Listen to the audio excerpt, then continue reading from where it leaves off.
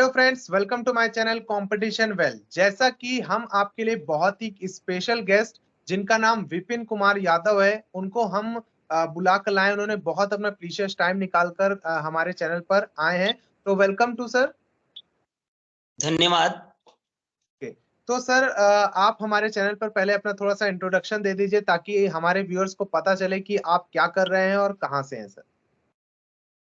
पहले तो आपने अपने चैनल पे मुझे इनवाइट किया, इसके लिए बहुत बहुत आभार प्रकट करता हूं। Okay sir. और मैं इस समय सहारनपुर में बेहट तहसील है, वहां पे पब्लिक इंटर कॉलेज सड़हौली कदीम में प्रवक्ता पद पे चयनित हूं।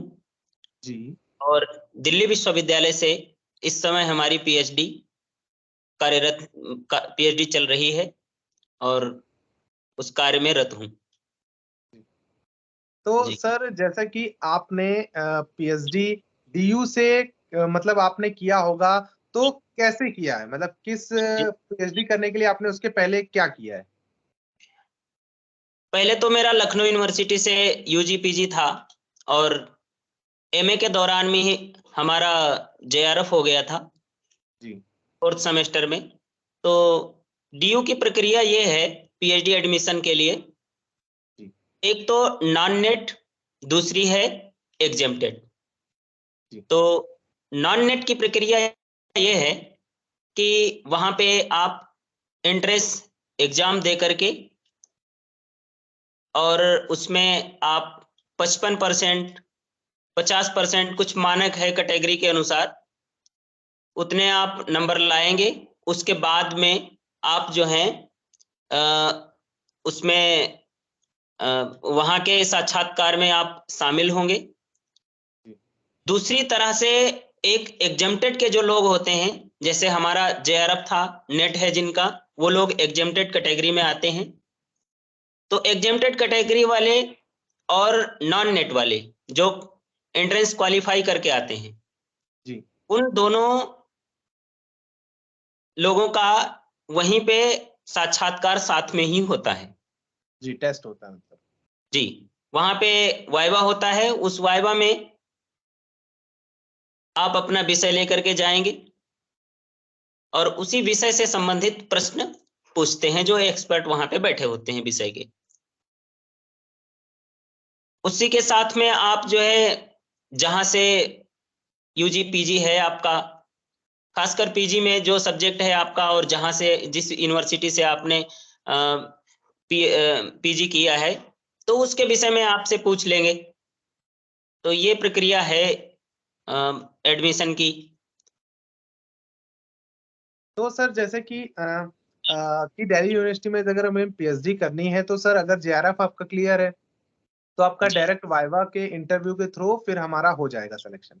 जी और जी अगर जैसे हमारा जेआरएफ नहीं है, हमारा केवल ग्रेजुएशन है या पोस्ट ग्रेजुएशन है, तो उसके बाद हम डायरेक्ट वहां पर एक टेस्ट के बाद जा सकते हैं, अगर जेआरएफ नहीं भी है तो हमारा। हाँ, उसमें कभी कभी ऐसा चांस होता है, कुछ लोग जो है नॉन नेट में डाल देते हैं फॉर्म, जी। जी। जी। और पास जेआरएफ है वो बाद में अपना जेआरएफ जो है ऐड करवा देते हैं। जी। तो जी। जी। उसका फायदा ये है कि जैसे आप नॉन नेट की तरफ से जाते हैं, तो आप यदि टॉप 10 में हैं, तो आप इधर की सीटें और उधर की दोनों सीटें निर्धारित होती हैं कि इतनी सीटें इधर से ली जाएंगी और इतनी सीटें जो है एग्जेम्प्टेड कैटेगरी के रहेंगी, इतनी नॉन नेट वाली रहेंगी। तो जी। उसमें फायदा ये हो जाता है, जो जैसे नॉन नेट वाला होता है, तो यदि वो टॉप 10 में आ रहा है या टॉप 5 में आ रहा है, तो उसका एडमिशन होने के ज्यादा चांस रहते हैं उसके। तो एक ये भी कुछ लोग जैसे हैं कि जेआरएफ होते हुए भी नॉन नेट में अपना फॉर्म भरते हैं। भर देते हैं। जी ठीक है सर। तो जैसे कि आपने पीएचडी, वहां पे आपका पीएचडी में सिलेक्शन हुआ, तो आपने जी सर सबसे पहले आपने क्या देखा कि आपको डीयू से मिल रही है पीएचडी करने को, ये आपने देखा, या आपने गाइड वगैरह देखे कि मतलब क्या कोई बेनिफिट होता है तभी आपने किसी यूनिवर्सिटी या कॉलेज से पीएचडी करता है? तो आपके थ्रू डीयू में क्या अच्छा रहा जो आपने वहां से पीएचडी कर रहे हैं आप? पहली बात तो दिल्ली विश्वविद्यालय जैसा संस्थान हमें प्राप्त मिल रहा था और उसमें हमारा एडमिशन हुआ, तो इस बात की मुझे एक प्रसन्नता थी इस वजह से हमने दिल्ली विश्वविद्यालय को चुना और उसी में पीएचडी करने के लिए फिर मैं वहां पे लखनऊ छोड़ करके दिल्ली गया। और दिल्ली विश्वविद्यालय की वहाँ की व्यवस्था मैंने देखी। वहाँ पे लाइब्रेरी 24 घंटे है और वहाँ पे जो पढ़ाई का माहौल मैंने देखा तो मुझे लगा कि मुझे यहाँ पे तो ग्रेजुएशन में ही आ जाना चाहिए था, पर जब भी पहुंचे तो अच्छे ही पहुंचे, मुझे ऐसा महसूस हुआ। तो इस तरह से फिर हमारा वहाँ एडमिशन हुआ और मैं पीएचडी के लिए इनरोल्ड हो गया। तो जैसा कि आपका एक तरीके से जैसे ड्रीम भी कह सकते हैं कि आपके हिसाब से आपको लगता था कि आपको दिल्ली यूनिवर्सिटी से पीएचडी करनी है, तो आपने उसको सेलेक्ट कर लिया। तो सर जैसे कि आपको गाइड मिले होंगे, तो गाइड का कितना आपके जो पीएचडी सेशन होते हैं उसमें कितना बड़ा हाथ रहता है गाइड का? गाइड का तो वैसे बहुत ही उनका हाथ है। उनके आशीर्वाद के बिना तो आप पीएचडी करना संभव ही नहीं है आपके लिए। और दिल्ली विश्वविद्यालय का तो एक अलग ही उसका मानक है। वहां पे एक तो सुपरवाइजर रहते हैं और 2 एडवाइजर साथ में रहते हैं। जी सर। तो आप यदि कभी गाइड से अपनी सलाह ले सकते हैं और उसके बाद में आप एडवाइजर से भी आपको अवसर मिलता है कि आप उनसे भी सलाह मशविरा कर सकते हैं। तो जी सर। ये वहां पे मुझे लगता है कि अन्य की अपेक्षा ज्यादा लाभदायक है। जी। तो अकॉर्डिंग टू यू सर कि आपको जो गाइड मिले वो बेनिफिट थे आपके लिए, बहुत हेल्पफुल थे। जी जी। तो सर जैसे कि आपने बात की थी कि जो स्टाइफन होती है पीएचडी में मिलती है, तो सर क्या जो स्टाइफन मिलती है फेलोशिप जैसे आपने बताया था जो मिलती है, तो क्या जैसे आपका पीएचडी में एनरोल हो जाता है वो आने लगती है या कुछ टाइम लगता है फेलोशिप आने में? फेलोशिप आने में उसमें थोड़ा समय लगता है, क्योंकि आप एडमिशन जब लेते हो जी उसके सर। बाद में गाइड के उस पे सिग्नेचर भी होते हैं। तो जी। जो आपको गाइड अलॉट हुआ होगा उसके सिग्नेचर होंगे। वैसे तो दिल्ली विश्वविद्यालय में पहले गाइड जब जब आपका एडमिशन होता है उसी के साथ में ही आपको गाइड जो है मतलब दे दिए जाते हैं। तो जी। उस समय आपको कम से कम 4-5 महीने तो लग ही जाते हैं। मतलब और फेलोशिप। उसके साथ में एक और फायदा है। जैसे जी। हाँ, उसके साथ में एक और केंद्रीय विश्वविद्यालय से आप पीएचडी करने से आपको एक और बेनिफिट है। उसमें बेनिफिट ये है कि जो नॉन नेट वाले होते हैं उन्हें 8 या 9 हजार के आसपास फेलोशिप भी मिलती है। जी। जी। जी। इसकी अपेक्षा आप जैसे यूनिवर्सिटी से पीएचडी करते हैं तो आपको पीएचडी करने का कोई आपको ऐसा कोई वो नहीं है कि फेलोशिप मिले, ऐसा कोई प्रावधान नहीं है वहां पे अच्छा अच्छा, ऐसा कोई जो वो स्टेट नहीं है। गवर्नमेंट देगी। हाँ, ऐसा कुछ नहीं है। और यहाँ जो केंद्रीय विश्वविद्यालयों में जैसे डीयू है, जेएनयू है, जो भी हैं केंद्रीय विश्वविद्यालय जो हैं, उनमें 8-9 हजार के आसपास जो है नॉन नेट वालों को भी फेलोशिप मिलती है। अच्छा अच्छा। तो ये भी फायदा है। जी। तो जैसे कि आपने सर जेआरएफ के थ्रू पीएचडी कर रहे हैं डीयू से, तो सब समथिंग आपकी क्या फेलोशिप मिलती है सर वहां पर? हमारी 2 साल तक जब तक जेआरएफ रहा, जूनियर रिसर्च फेलोशिप, तब तक 38 हजार के आसपास। और जी। उसके बाद में 43 हजार के आसपास, 43 हजार के ऊपर ही है। तो जी। इसके हिसाब से क्योंकि जितना आपका फेलोशिप बढ़ जाएगा तो जी। 21% उस पे जो है एचआरए लगा लो, तो उतना ही एचआरए भी बढ़ जाएगा, क्योंकि अन्य की अपेक्षा दिल्ली में एचआरए ज्यादा है तो फेलोशिप भी जी। ज्यादा हो जाती है। अच्छा अच्छा, ठीक है सर।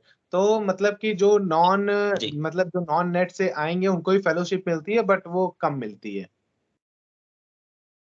जी। जी। जी जी। तो सर जैसे कि आपने पीएचडी वहां से दिया, तो आपसे जो वाइवा के क्वेश्चंस हुए होंगे, जो इंटरव्यू हुए होंगे, तो वो कैसा इंटरव्यू रहता है? बहुत हार्ड रहता है या नॉर्मल क्वेश्चंस पूछते हैं?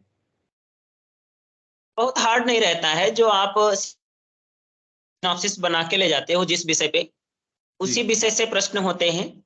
और कुछ प्रश्न जैसे हैं कि जो कि आपके एकेडमिक जहां से आपने यूजी पीजी किया, उससे भी कुछ प्रश्न पूछ लिए जाते हैं। वो प्रश्न पूछना नहीं, बस वो आपका परिचय पूछ लिया जाता है। तो वो प्रश्न में तो उन्हें नहीं हम कह सकते हैं, पर जो आप विषय लेके जाते हो उस विषय पे जो है प्रश्न थोड़े बहुत ऐसे होते हैं। और क्योंकि आप विषय को, जिस विषय को लेके जा रहे हो वो अभी पूर्ण रूप से आप जान भी नहीं रहे हो, तो बस ये है कि आप जो लेके जा रहे हो सिनॉप्सिस, उसमें अच्छे से तैयारी होनी चाहिए।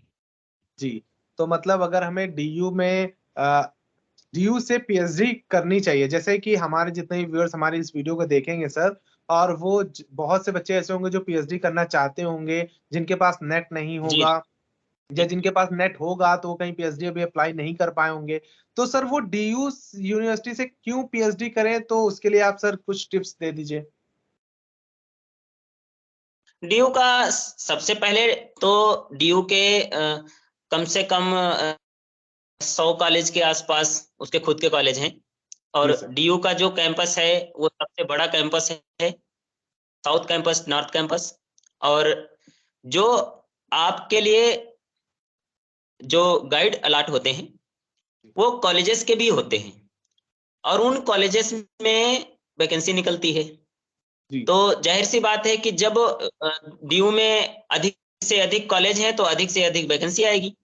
जब जी। अधिक से अधिक अधिक वैकेंसी आएगी तो आपका ही चयन संभावित है वहां पे, क्योंकि आप वहां से पीएचडी कर रहे हैं। तो अधिकतर दावेदारी तो आपकी ही बनती है, क्योंकि आपके वहां पे सुपरवाइजर हैं, और जो जी। भी इंटरव्यू लेने आएंगे वो भी कहीं ना कहीं आपसे परिचित होंगे। जी। और वैसे भी आप डीयू से कर रहे हैं तो आप में क्वालिटी भी होगी अन्य जी। की अपेक्षा। तो ज्यादा से ज्यादा तो वहां पे आपके रोजगार के ज्यादा चांस हैं वहां पे। जी। तो जितने भी व्यूअर्स हमारे इस वीडियो को देख रहे हैं, तो वो देख रहे हैं कि अगर आप डीयू से यूनिवर्सिटी करते हैं तो आपके वहां पे जितने भी कॉलेजेस हैं, अगर वहां कोई भी वैकेंसी होती है तो सबसे आप प्रोबेबली चांसेस आपके ज्यादा होते हैं वहां से आपको जॉब मिलने के, अन्य की अपेक्षा। जी सर। जी। तो जी। सर बहुत बहुत धन्यवाद, आपने हमारे जितने भी क्वेश्चंस थे हमारे व्यूअर्स की तरफ से होते हैं वो आपने उनको बहुत बखूबी बताया। अभी इसमें एक और बात रह गई कि जी। जैसे हॉस्टल के विषय में, तो जी। डीयू का प्रोसेस ये है का कि वहां पे हर डिपार्टमेंट की सीटें निर्धारित होती हैं। जी सर। जो हॉस्टल होते हैं डीयू डीयू में, हर हॉस्टल में जो है, जैसे संस्कृत विभाग हमारा है तो उसकी सीटें निर्धारित हैं। तो जी। जितनी पीएचडी संस्कृत में जमा हो गई, तो फिर जो संस्कृत में एडमिशन हुआ है उन्हीं लोगों को वहां का हॉस्टल मिलेगा। तो जी सर। हॉस्टल की प्रक्रिया ये है कि आपके पीछे का जो एकेडमिक होगा वो देखा जाएगा। करंट में जी। इंटरव्यू, थोड़ा सा साक्षात्कार होता है, बस उसी आधार पे आपका हॉस्टल में चयन हो जाता है। जी। उसमें भी नॉन नेट वालों के लिए थोड़ा सा हॉस्टल के लिए अच्छा रहता है तो वैसे जी। जेआरएफ वालों के लिए भी। तो जी। उसका कभी कभी जैसे होता है कि कुछ जेआरएफ वाले उसमें हॉस्टल में जाते हैं, कुछ लोग नहीं जाते हैं। उसका फायदा ये है कि जैसे जो 7,000 के 7,500 के आसपास जो एचआरए मिलता है वो आपका हॉस्टल में कट जाएगा। उसके बाद में आपको अलग से खाने का पैसा देना पड़ेगा। तो कुछ लोग जो है वो बजट लगा करके हॉस्टल नहीं लेते हैं। और जी। जेआरएफ वाले लोग, तो कुछ लोग जैसे बाहर रहते हैं, लेकिन नॉन नेट वालों के लिए ये फायदा है कि उनको एचआरए का पैसा इतना ना दे करके उन्हें जी। खाने में ही जोड़ लिया जाता है। तो उनके लिए थोड़ा सा नॉन नेट वालों के लिए फायदा रहता है हो जाता है। जी। डीयू में जो हॉस्टल है। जी। जी जी। तो व्यूअर्स आपने देखा कि सर ने हमें बताया कि डीयू में हॉस्टल्स के क्या बेनिफिट हैं, नेट नॉन नेट वालों के और जेआरएफ वालों के भी सर ने बताए। तो जितने भी बच्चे जिन्हें दिल्ली यूनिवर्सिटी से क्यों पीएचडी करनी चाहिए वो भी सर ने बताया। तो जितने भी लोग इंटरेस्टेड हैं वो पीएचडी का फॉर्म दिल्ली यूनिवर्सिटी से जब भी आएगा हमारे चैनल के थ्रू आपको उसके बारे में बताया भी जाएगा, आप उसका फॉर्म फिल कर सकते हैं। तो सर आपने अपना कीमती समय निकालकर हमारे चैनल पर दिया, उसके लिए बहुत-बहुत धन्यवाद सर आपका। धन्यवाद। जी। आपने आपने मुझे इनवाइट किया, उसके लिए बहुत बहुत धन्यवाद। कोई नहीं सर, आपने टाइम निकाला उसके लिए हम बहुत आभारी हैं सर आपके। ओके सर, नमस्ते। पहली बात तो दिल्ली विश्वविद्यालय जैसा संस्थान हमें प्राप्त मिल रहा था और उसमें हमारा एडमिशन हुआ, तो इस बात की मुझे एक प्रसन्नता थी। इस वजह से हमने दिल्ली विश्वविद्यालय को चुना और उसी में पीएचडी करने के लिए फिर मैं वहाँ पे लखनऊ छोड़ करके दिल्ली गया। और दिल्ली विश्वविद्यालय की वहाँ की व्यवस्था मैंने देखी। वहाँ पे लाइब्रेरी 24 घंटे है और वहाँ पे जो पढ़ाई का माहौल मैंने देखा, तो मुझे लगा कि मुझे यहाँ पे तो ग्रेजुएशन में ही आ जाना चाहिए था। पर जब भी पहुंचे तो अच्छे ही पहुंचे, मुझे ऐसा महसूस हुआ। तो इस तरह से फिर हमारा वहाँ एडमिशन हुआ और मैं पीएचडी के लिए इनरोल्ड हो गया।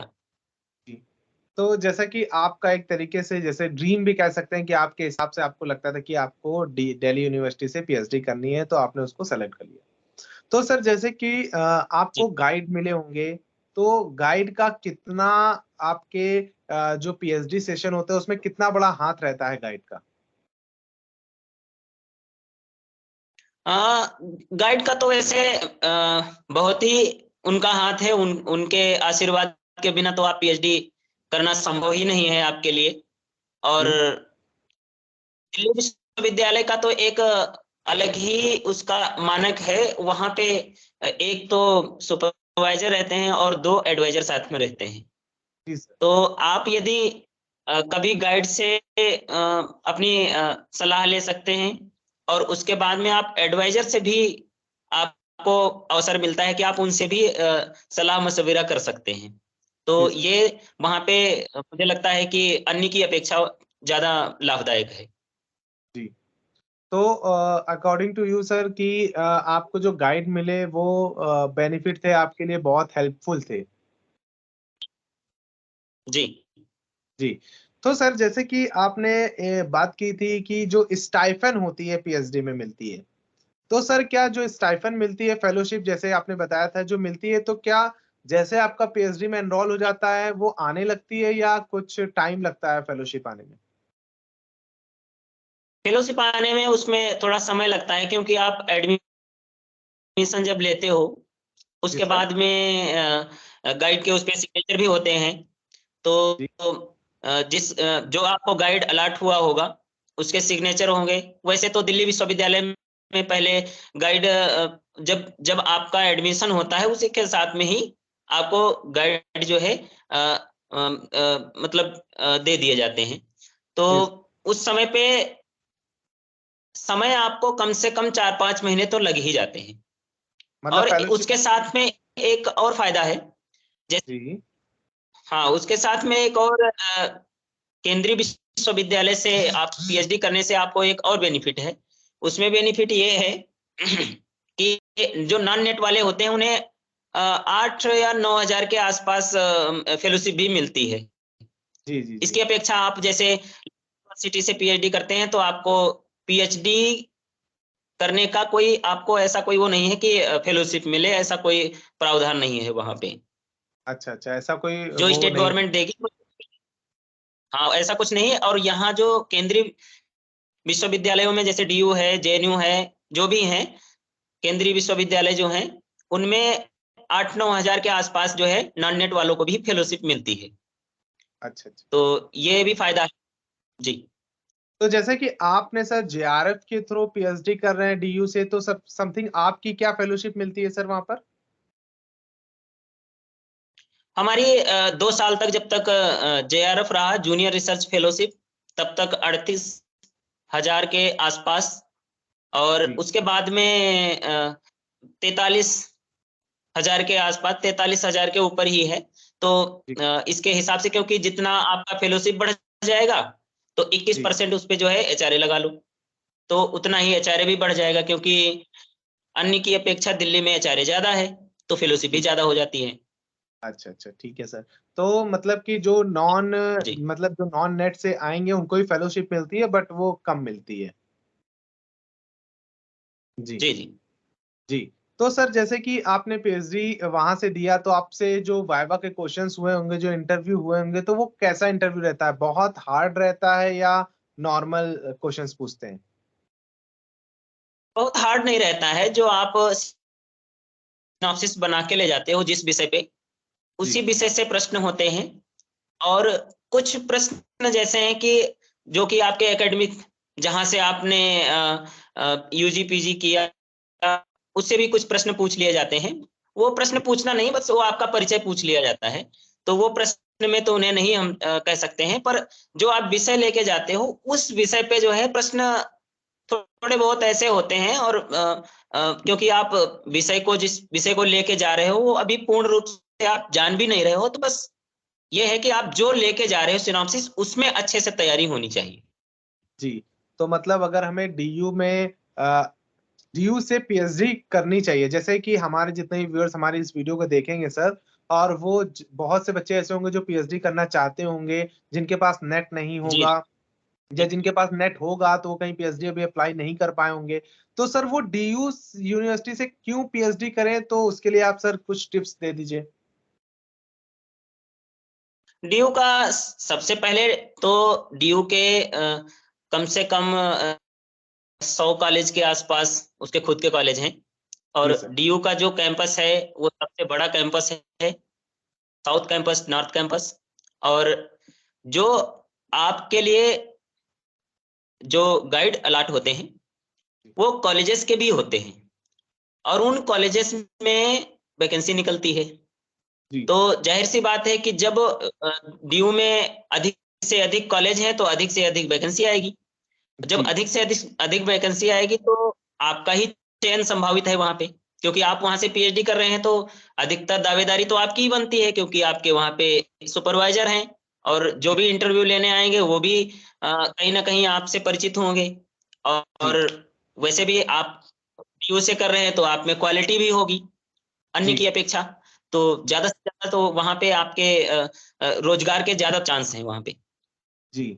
तो जितने भी व्यूअर्स हमारे इस वीडियो को देख रहे हैं, तो वो देख रहे हैं कि अगर आप डीयू से यूनिवर्सिटी करते हैं तो आपके वहां पे जितने भी कॉलेजेस हैं, अगर वहां कोई भी वैकेंसी होती है तो सबसे आप प्रोबेबली चांसेस आपके ज्यादा होते हैं वहां से आपको जॉब मिलने के, अन्य की जी अपेक्षा। जी सर। जी।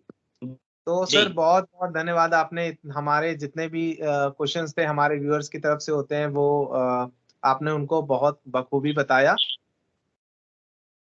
अभी इसमें एक और बात रह गई कि जी जैसे हॉस्टल के विषय में, जी तो डीयू का प्रोसेस ये है का कि वहां पे हर डिपार्टमेंट की सीटें निर्धारित होती हैं। जी सर। जो हॉस्टल होते हैं डीयू में, हर हॉस्टल में जो है, जैसे संस्कृत विभाग हमारा है तो उसकी सीटें निर्धारित हैं। तो जी जितनी पीएचडी संस्कृत में जमा हो गई, तो फिर जो संस्कृत में एडमिशन हुआ है उन्हीं लोगों को वहां का हॉस्टल मिलेगा। तो जी सर। हॉस्टल की प्रक्रिया ये है कि आपके पीछे का जो एकेडमिक होगा वो देखा जाएगा। करंट में जी इंटरव्यू, थोड़ा सा साक्षात्कार होता है, बस उसी आधार पे आपका हॉस्टल में चयन हो जाता है। जी उसमें भी नॉन नेट वालों के लिए थोड़ा सा हॉस्टल के लिए अच्छा रहता है तो वैसे जी जेआरएफ वालों के लिए भी। तो जी उसका कभी कभी जैसे होता है कि कुछ जेआरएफ वाले उसमें हॉस्टल में जाते हैं, कुछ लोग नहीं जाते हैं। उसका फायदा ये है कि जैसे जो 7,000 के 7,500 के आसपास जो एचआरए मिलता है वो आपका हॉस्टल में कट जाएगा। उसके बाद में आपको अलग से खाने का पैसा देना पड़ेगा। तो कुछ लोग जो है वो बजट लगा करके हॉस्टल नहीं लेते हैं। और जी जेआरएफ वाले लोग, तो कुछ लोग जैसे बाहर रहते हैं, लेकिन नॉन नेट वालों के लिए ये फायदा है कि उनको एचआरए का पैसा इतना ना दे करके उन्हें जी खाने में ही जोड़ लिया जाता है। तो उनके लिए थोड़ा सा नॉन नेट वालों के लिए फायदा रहता है हो जाता है। जी डीयू में जो हॉस्टल है। जी जी जी। तो व्यूअर्स आपने देखा कि सर ने हमें बताया कि डीयू में हॉस्टल्स के क्या बेनिफिट हैं, नेट नॉन नेट वालों के और जेआरएफ वालों के भी सर ने बताए। तो जितने भी बच्चे जिन्हें दिल्ली यूनिवर्सिटी से क्यों पीएचडी करनी चाहिए वो भी सर ने बताया। तो जितने भी लोग इंटरेस्टेड हैं वो पीएचडी का फॉर्म दिल्ली यूनिवर्सिटी से जब भी आएगा हमारे चैनल के थ्रू आपको उसके बारे में बताया भी जाएगा, आप उसका फॉर्म फिल कर सकते हैं। तो सर आपने अपना कीमती समय निकाल कर हमारे चैनल पर दिया, उसके लिए बहुत-बहुत धन्यवाद सर आपका। धन्यवाद। जी, आपने मुझे इनवाइट किया, उसके लिए बहुत बहुत धन्यवाद। कोई नहीं सर, आपने टाइम निकाला उसके लिए हम बहुत आभारी हैं सर आपके। ओके सर, नमस्ते।